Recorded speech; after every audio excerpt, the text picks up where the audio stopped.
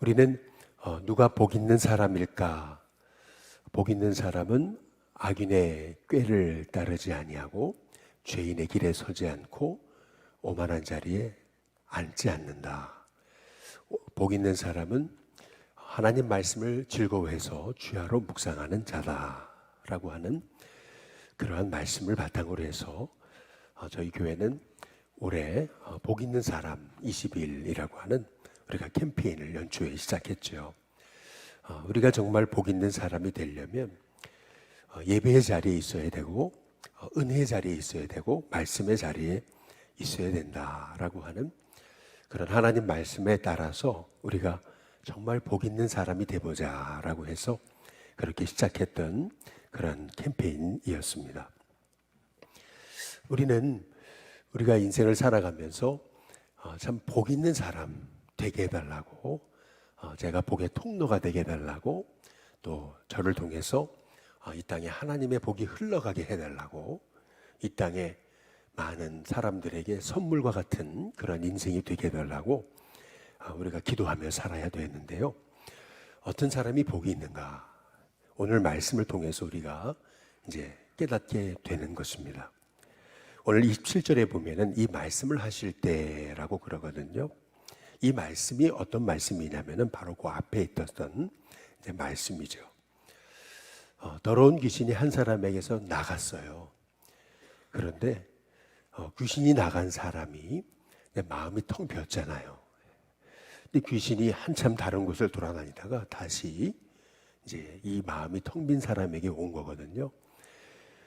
와 보니까 이 사람의 마음이 그냥 텅 비어 있잖아요. 그래서 전보다 더 흉한 귀신 7을 데리고 와서 그 사람 안에 거하게 됐다. 이제 그 말씀을 이제 하십니다. 그러면서 이 사람의 형편이 전보다 더 나쁘게 됐다. 이제 그렇게 말씀하고 계십니다. 이 말씀의 의미가 뭘까라고 하는 거죠. 사람의 영혼은 텅 빈 채로 내버려둘 수 없다라고 하는 겁니다. 마음이 비워졌잖아요. 이제 그러면 그것으로 만족하는 게 아니고 우리는 하나님의 은혜로 이제 채워야 된다라고 하는 거죠. 쉽게 말하면 이렇습니다. 우리가 거짓말 안 해야지, 착하게 살아야지, 남의 물건 도둑질하지 말아야지.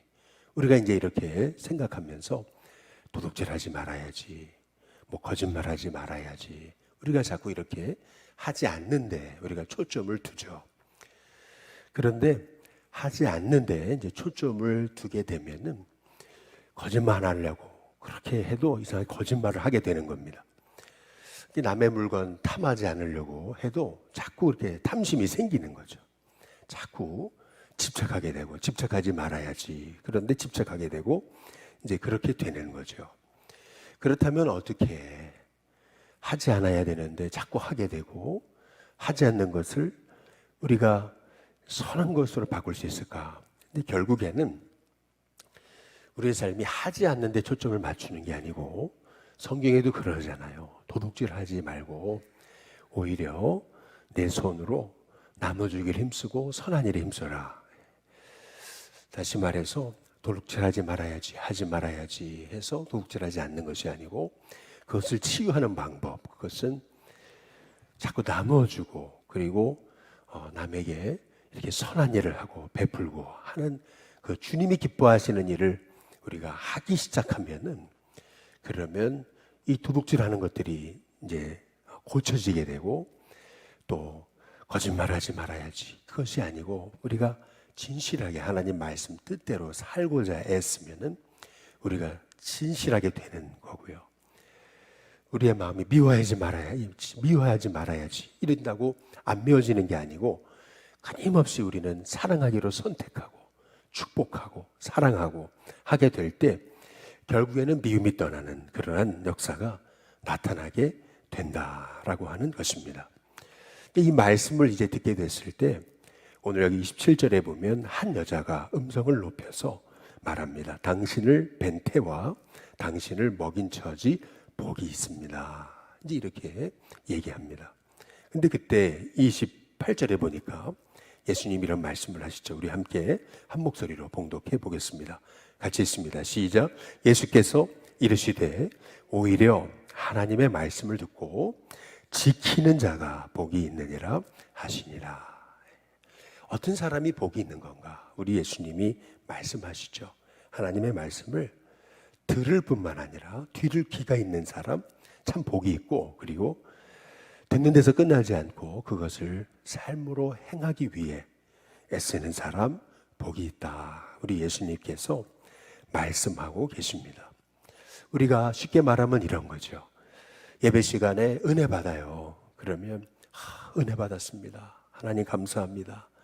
그렇다면 우리가 여기서 끝나면은 반쪽짜리 복이라는 겁니다.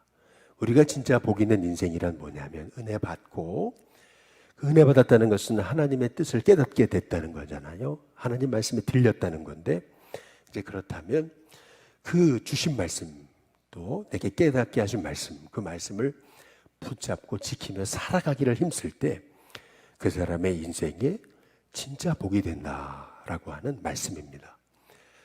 우리는 하나님 말씀을 많이 들었습니다. 우리는 듣는데 이제 많이 익숙해져. 그런데 이제는 우리는 이 하나님의 말씀을 행하는데 우리가 힘쓰는, 행하는데 익숙하는 삶을 살아가고 실천하고 그 말씀대로 우리가 삶을 살아낼 수 있도록 힘쓰는 하나님의 종이 될 때, 이제 우리는 정말 하나님의 복 있는 사람, 나를 통해 이 땅에 하나님의 복이 흘러가는 사람, 이 세상에 선물과도 같은 인생 되게 하시는 은혜를 주실 줄로 믿습니다. 저와 여러분이 끊임없이 하나님 말씀 붙잡고 이제는 말씀대로 살게 해달라고 그렇게 기도하면서, 하나님 제가 주님이 주신 그 복의 통로로 살게, 복의 사람 되게 해달라고 하나님 앞에 기도하실 때 하나님께서 저와 여러분에게 참 복이 되는 인생이 되게 하시는 은혜를 주실 줄로 믿습니다. 오늘 여기 29절에 이제 보시면은 참 무리가 표적을 구하거든요.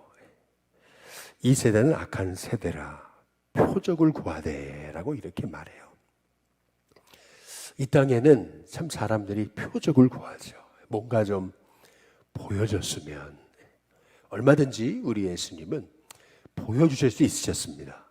마귀가 광야에서 시험을 할 때도 여기서 뛰어내려 봐라. 시험하잖아요. 돌덩이를 떡덩이가 되게 해봐라. 그러면서 마귀가 했던 시험이 뭐냐면 네가 하나님의 아들이거든 라고 그렇게 예수님을 부추기죠. 항상 마귀는 우리에게 뭔가 좀 보여줘 봐라. 그렇게 우리를 유혹하고 부추깁니다. 우리 인생이라는 게 결국 그런 거 아니겠어요? 내 인생이 남에게 뭔가 보여줬으면, 이렇게 뭔가 보여주려고 하는 이제 그런 것이 우리에게 항상 시험이 있어요. 요즘에 뭐 JMS나 이단들 때문에 난리잖아요. 참 기도하게 됩니다. 이 세대에 복음을 알게 하시고 이러한 일들로 인해서 복음의 반감이 생겨지는 영혼이 없게 해달라고, 오히려 이럴 때일수록 우리 하나님의 종들이 기도하면서 이 세대에 진정한 복음의 생명수를 흘려보내게 해달라고 이제 이렇게 기도하게 되죠. 그런데 어떻게 그들이 거기에 빠졌을까? 이제 가만히 보면은 결국에는 그런 거거든요. 뭐 대단한 걸 맞췄다더라, 뭐 누가 병에서 낫다더라. 그러니까 자꾸 이런 표적, 사람들이 표적을 따라가다 보니까 결국에는 분별하지 못하고 넘어지게 이제 되는 거예요. 사실 그 표적 쫓아가다가 넘어지는 줄도 모르고 거기에 혹해가지고 그래서 넘어지는 거죠. 우리 예수님은 이렇게 얘기하십니다. 이 악한 세대, 이 세대는 악한 세대다. 이 악한 세대가 표적을 구하지만 내가 보여줄 표적은 요나의 표적밖에 없다라고 이렇게 말씀하십니다. 그러니까 최고의 표적은 뭘까? 그것은 바로 십자가와 부활의 복음이라는 겁니다. 최고의 표적은 말이죠. 우리가 예수님을 믿어서 죄 용서를 받고 뿐만 아니라 그 예수님 십자가의 보혈로 인해서 영원한 하늘 생명을 얻었다 라고 하는 것보다 더 놀라운 복이 어디 있겠습니까? 그런데 우리는 그 은혜에 만족하지 않고 뭔가 더 센 거, 뭔가 다른 거, 뭔가 더 아주 짜릿한 거, 이것을 우리가 원하기 때문에 결국 그거 원하다가 스스로 발목에 잡혀서 넘어지게 되는 것을 볼 수가 있는 거죠. 실은 십자가의 복음을 우리가 바로 알게 되면은요, 이 이단에 넘어가지 않습니다.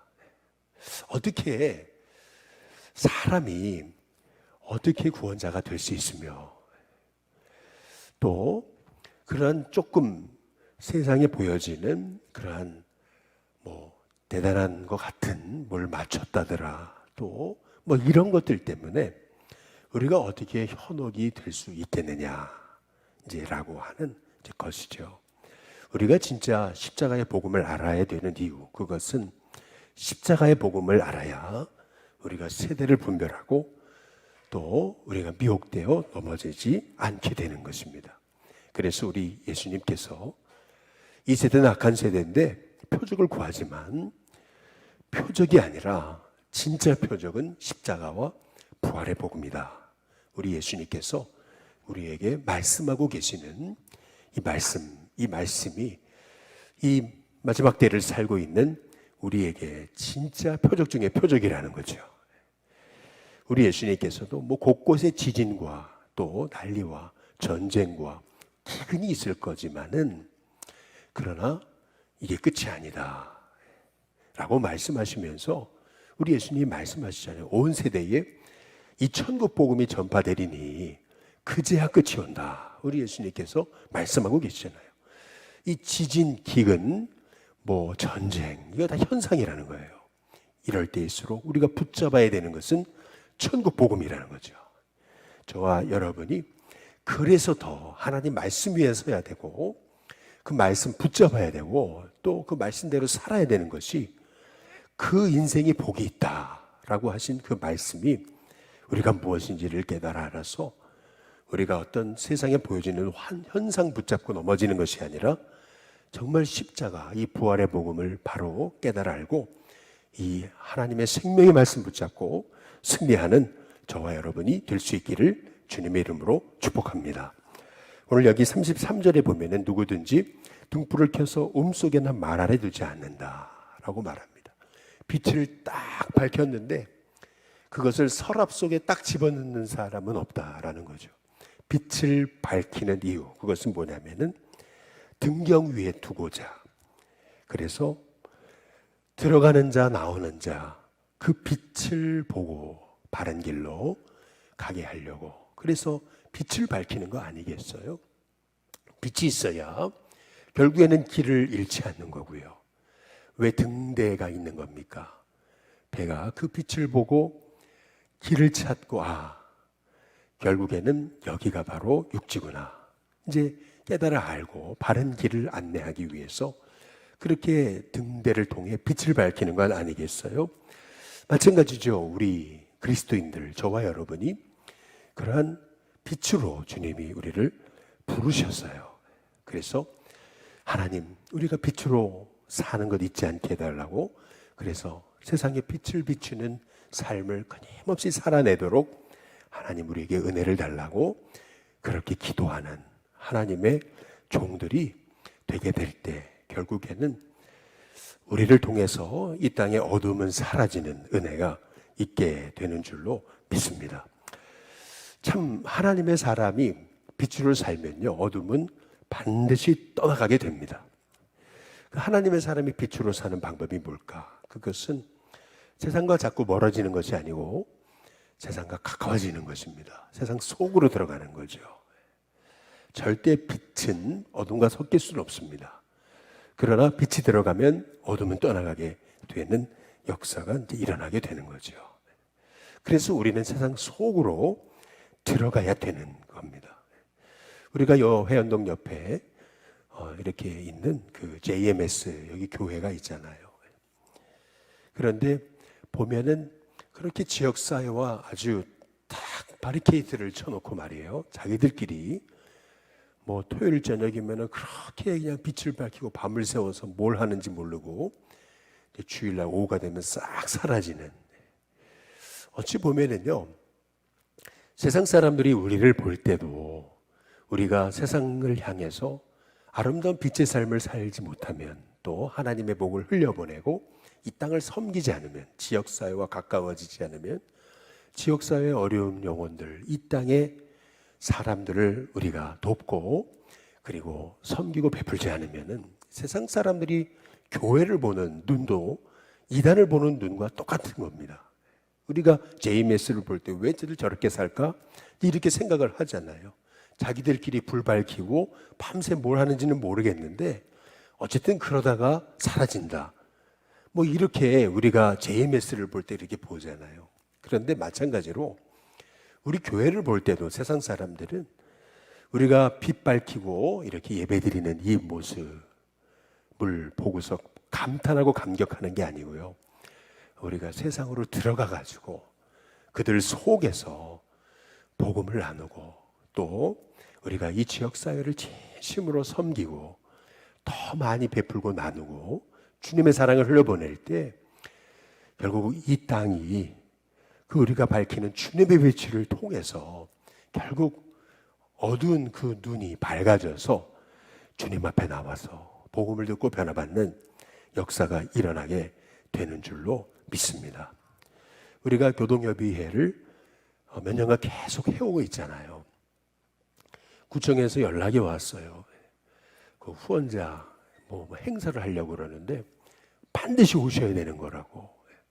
왜 반드시 오라 그러는 걸까? 왜 꼭 오셔야 된다고 막 그러면서 하고 있는 일에 대해서 소개를 해달라는 거죠. 그래서 급하게 이제 그 하고 있는 일에 대해서 이제 보내드리고 사진 보내드리고 이제 이랬던 건데, 왜 그럴까? 이제 이렇게 보니까 그동안 우리가 섬겼던 그 섬김의 액수가 5천만 원이 넘었대요.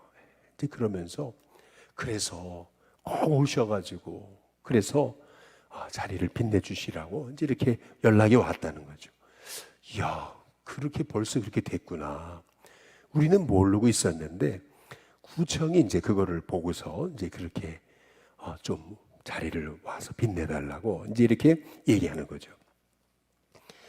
우리가 이렇게 열심히 섬기고 하다 보면은요, 세상도요, 결국 모르는 것 같아도 이 주님의 빛으로 결국 한 사람 한 사람 예수님의 복음 앞에 나오는 그런 은혜가 있게 되는, 참 하나님이 주시는 그 복의 인생으로 복을 흘려보내고 이 세상에 선물이 되는 인생으로 저와 여러분을 사용하시는 은혜가 있게 될 줄로 믿습니다. 오늘 여기 이제 37절부터 보시면 예수님이 한 바리새인에게 이제 점심 초청을 받으셔서 이제 음식을 드시다가 하셨던 말씀이 37절부터 52절의 말씀입니다. 이 말씀에서 우리가 주목해 봐야 될 한 단어가 있어요. 44절에 보면은 이런 말씀을 하시죠. 평토장한 무덤 같다, 이렇게 얘기하십니다. 바리새인과 서기관을 향해서 평토장한 무덤 같다. 이 평토장한 무덤이 뭐냐면 이제 보이지 않는 무덤을 얘기하는 겁니다. 이스라엘은 죽은 자를 터치하면 안 됩니다. 죽은 자를 터치하면은 7일간 부정하게 되는 거죠. 그래서 무덤에다가 터치하지 말라고 회를 칠하는 겁니다. 그 환이 보이니까, 그러니까 거기 가까이 가지 않는 거죠. 그런데 이제 평토장한 무덤은 무덤 같지를 않아요. 그래서 자기도 모르는 사이에 이제 밟게 되고 터치하게 되는 거죠. 그러면 부정하게 이제 되었던 겁니다. 그게 평토장한 무덤인 거죠. 결국 너희는 평토장한 무덤 같다라고 하는 얘기는 뭐냐면, 이 무덤 안에는 죽음이 가득하잖아요. 근데 죽음을 터치하면 그러면 율법으로는 자기도 이 죽음에, 이 부정에 전염되는 거잖아요. 그러니까 자기도 죽을 뿐만 아니라 다른 영혼까지도 죽음에 이끌게 되는, 그러니까 복의 통로가 아니고 저주의 통로가 되는 그런 인생이다라고 우리 예수님이 이제 말씀하고 계시는 거죠. 여기 50절에 보시면은 창세 이후로 흘린 모든 선지자의 피를 이 세대가 담당할 거다. 예수님께서 말씀하십니다. 곧 아벨의 피로부터 제단과 성전사에서 죽임을 당한 사가랴의 피까지 하리라. 내가 너에게 이르노니 과연 이 세대가 담당할 거다. 우리 예수님이 말씀하시죠. 그 이유가 뭐냐는 거예요. 지금 50절과 51절에 이렇게 창세 이후로 흘린 모든 선지자의 피를 이 세대가 담당한다. 이 말의 의미가 뭘까요? 예수님은 앞으로 있을 AD 70년에 예루살렘의 멸망을 예수님은 보신 거예요. 이렇게 말씀대로 살지 않고 평탄한 무덤 같아가지고 자기도 죽을 뿐만 아니라 수많은 사람을 죽음으로 몰아세우는 이러한 영혼들, 바로 그들의 모든 죄를 이 세대가 담당한다. AD 70년에 이스라엘은 정말 예수님 말씀대로 성전의 돌 위에 돌 하나 남지 않고 다 무너지죠. 세계로 흩어져 버립니다. 근데 왜 예수님이 이런 말씀하실까? 여기 52절에 보면은 한번 읽어보겠습니다. 함께 있습니다. 시작. 화 있을진저 너희 율법 교사여, 너희가 지식의 열쇠를 가져가서 너희도 들어가지 않고 또 들어가고자 하는 자도 막았느니라 하시니라. 결국 말이죠. 평토장한 무덤, 자신 안에 죽음이 있잖아요. 멸망이 있잖아요. 근데 거기서 끝나는 게 아니고 수많은 영혼까지도 그렇게 죄와 저주와 죽음에 전염되게 하는 인생, 복의 통로가 아니죠. 복의 막힘입니다. 우리가 오늘 예수님이 주신 이 말씀을 우리가 이제 정리해 보면서 우리가 깨닫게 되는 것은 그거죠. 정말 복이 있는 인생이 어떤 인생일까? 그것은 결국에는 십자가 복음, 부활의 복음을 깨닫고, 나 같은 사람을 구원하신 그것이 은혜가 얼마나 커요. 그러니까 그 은혜 감격하면서 매일 하나님 말씀을 즐거워하고 주야로 말씀을 묵상하면서 어떻게 하면 주님의 뜻대로 살 수 있을까? 어떻게 하면 내 인생이 하나님의 복이 될 수 있을까? 어떻게 하면 내가 이 세상에 선물과 같은 인생이 될 수 있을까? 우리 일신교회가 이 회원동 땅에 어떻게 하면 선물과 같은 교회가 될 수 있을까? 사람들이 볼 때 정말 일신교회가 이 지역사회의 선물이라고 그렇게 고백할 수 있는 인생으로 살 수 있을까? 이제 그것은 결국 하나님 말씀을 들을 뿐만 아니라 그 말씀을 지키는 인생으로 살아갈 때 우리의 삶이 결국에는 이 땅에 복이 되는 인생이 되고 교회가 되고 또 삶이 되는 은혜가 있게 되는 줄로 믿습니다.